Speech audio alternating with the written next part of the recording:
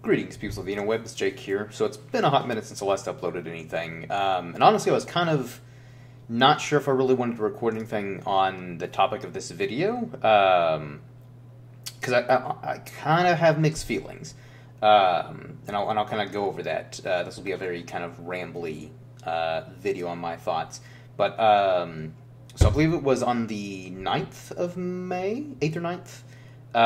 It was officially announced that Warner Brothers were developing new Middle-earth movies. So it was last year, I think it was February of 2023, they had announced that they were planning on, developing new Middle-earth movies, and they were in talks with Peter Jackson. Which was kind of, promising that they were, willing to, wanting to reach out to him and kind of willing to work with him. But I was kind of unsure if Peter would sign on to be involved, even if it's just like a creative consultant or producer or anything like that. But anyway, so it was announced that not only are they developing new Middle-earth movies, but Peter Jackson will be involved as producer. Philippa Boyens and Fran Walsh, who also were producers and writers on the Lord of the Rings trilogy, along with the Hobbit trilogy, are also going to be involved. So all three of them, so the original core team behind both trilogies, are going to be involved every step of the way. Also, Weta Workshop is going to be involved, so they're the ones who are heavily involved with the prosthetics, the costumes, and a lot of the designs for the movies. So again, very inspiring that they're a lot of the same team involved with the Hobbit and Lord of the Rings trilogy are going to be involved with any future Middle-earth movies going forward. What I thought was interesting and an odd choice is that they're starting off with a Gollum, or The Hunt for Gollum is kind of like its working title.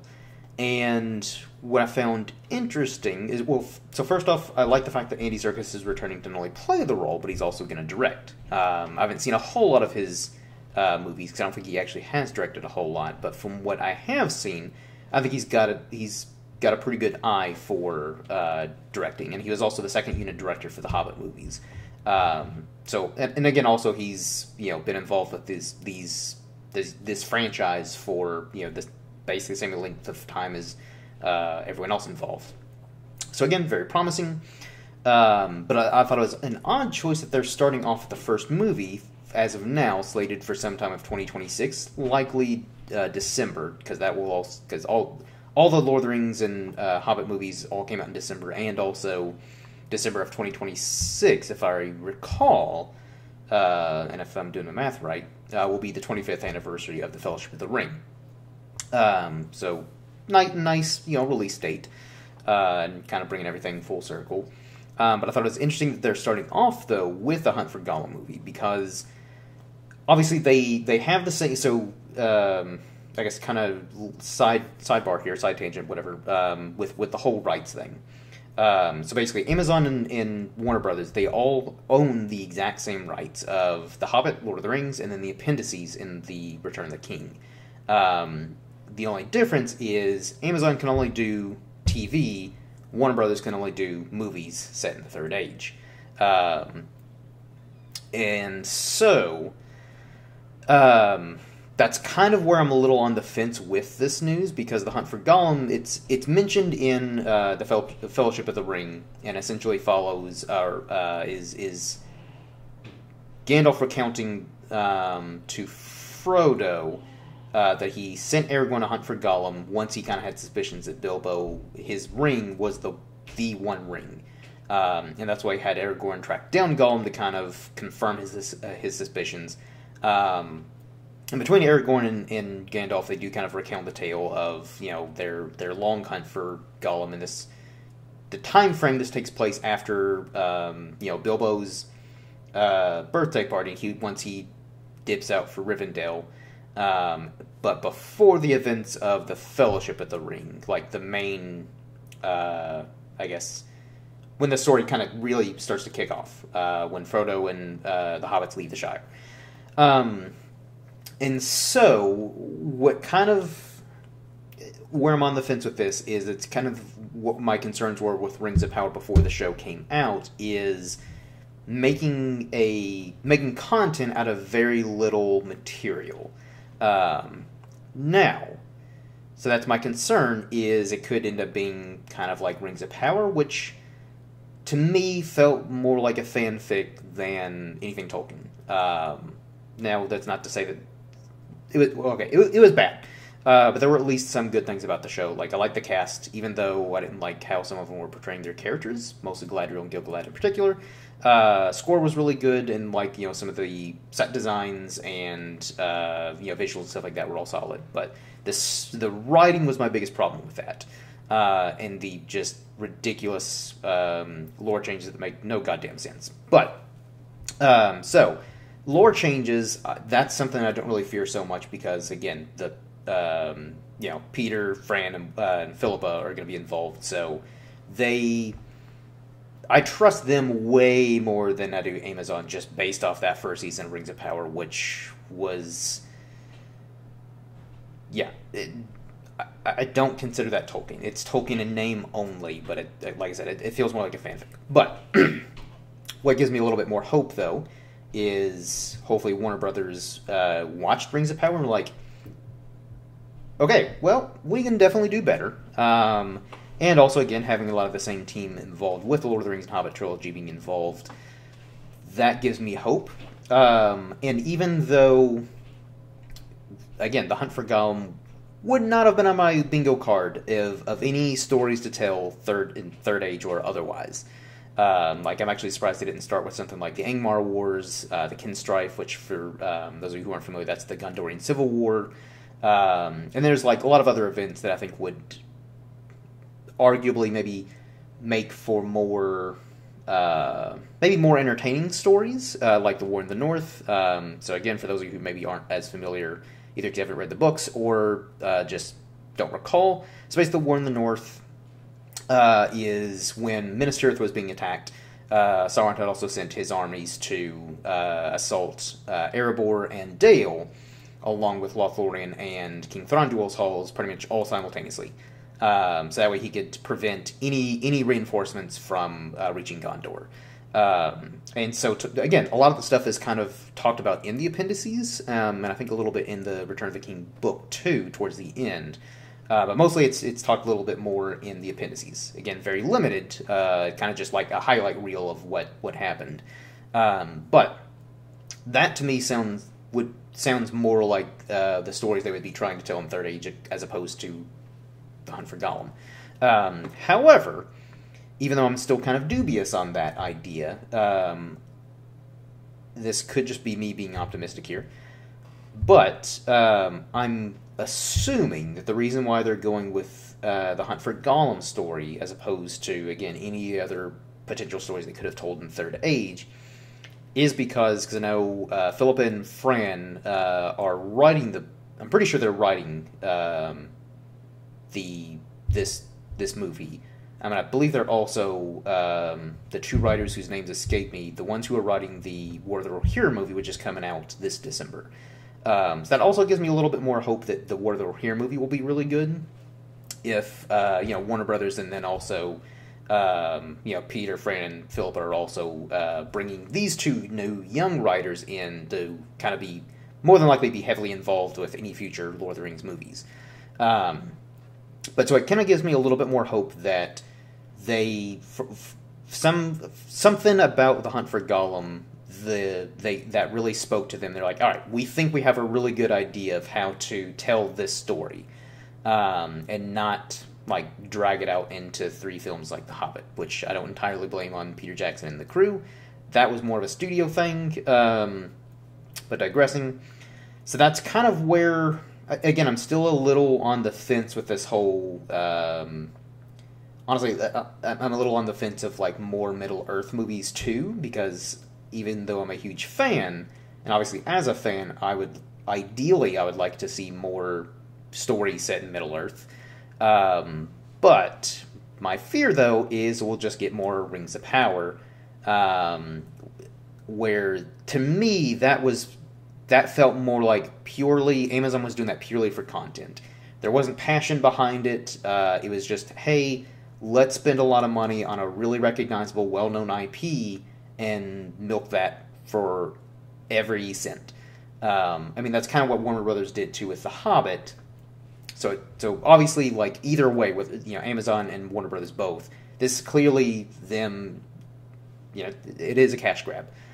But again, since a lot of the original team involved with The Hobbit and Lord of the Rings are involved, I'm hoping even though it is very much a cash grab, I'm hoping it'll feel less like a cash grab, and the team involved still very much putting a lot of their passion and their love behind this world and the characters into the Hunt for Gollum movie and any other future movies.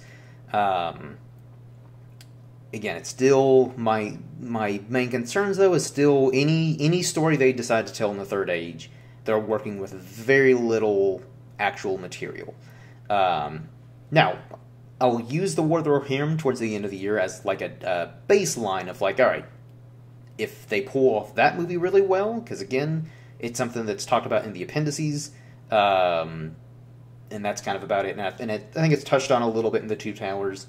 But that's about it. So, maybe a few pages worth of material that they're pulling from.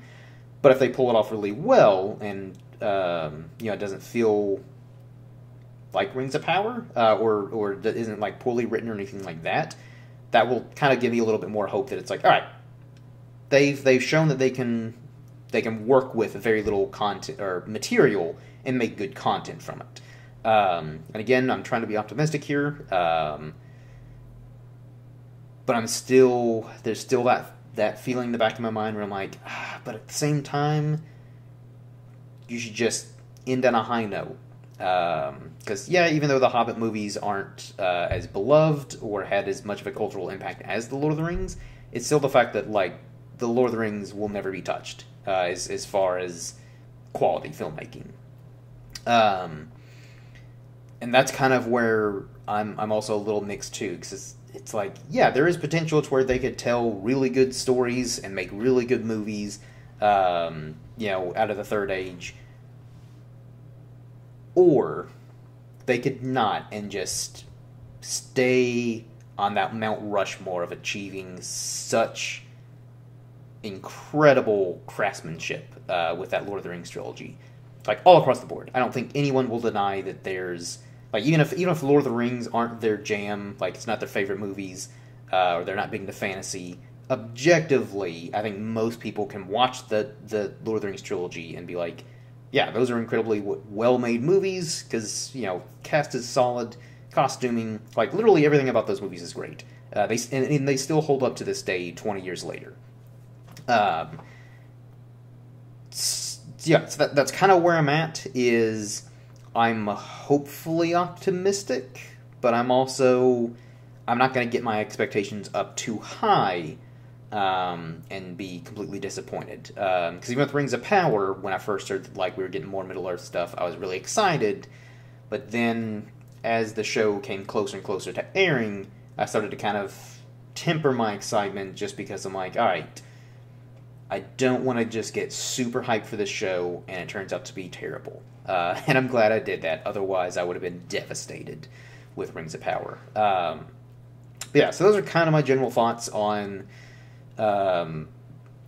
both the news of Warner Brothers developing more Middle-earth stories, and also the Hunt for Gollum movie, which I guess another thing, too, to kind of make me a little bit more optimistic is... So there's a really good fan-made film that's actually got the same title, The Hunt for Gollum.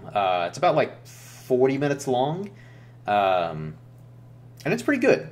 So I thought they did a really good job of essentially covering that story. Obviously, it's a very condensed version because it's, fan-made film, so they didn't have the budget to really explore the whole Hunt for Gollum. But, again, for a fan-made film, it did a pretty good job.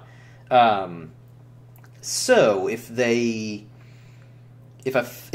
group of fans can make a movie about the Hunt for Gollum and pull it off that well, then surely with a studio budget and also like the team who started the whole Middle-earth franchise could potentially tell a similar story.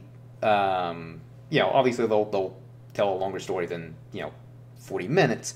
And I think this might actually be a good way to kind of get fans back into Middle-earth too, without some kind of large-scale, bombastic epic. Which, not to say that's necessarily a bad thing, but this Gollum movie, I don't think it'll need a huge budget. Like, I honestly don't think it'll need more than $100 million, if that. Because if they're using what we know from the books, you're just going to need a handful of characters primarily. So like Aragorn, Gandalf will probably be involved, and maybe other characters that we saw in the movies like Elrond, potentially Arwen, Thranduil, maybe throw Legolas in there too. Why not?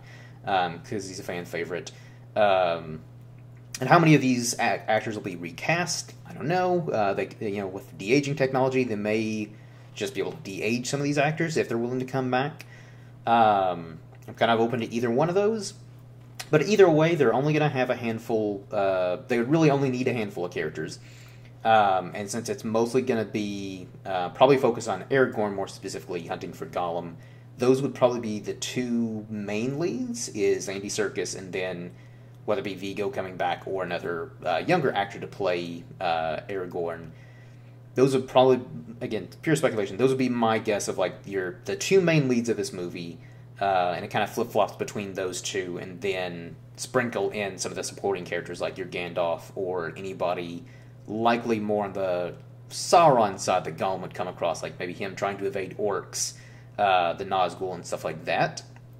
So I think it could be potentially a potential to do almost like a suspense thriller type of kind of subgenre mixed in with the Middle Earth. And so that's again kind of where I'm thinking there could be potential here for it to be good and feel a little bit different from the Middle Earth movies we've seen before.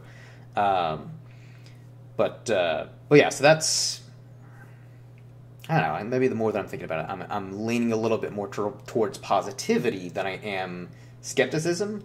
So maybe like 60% like optimistic and looking forward to it, and then like another 40 of skepticism and a little bit of apprehension.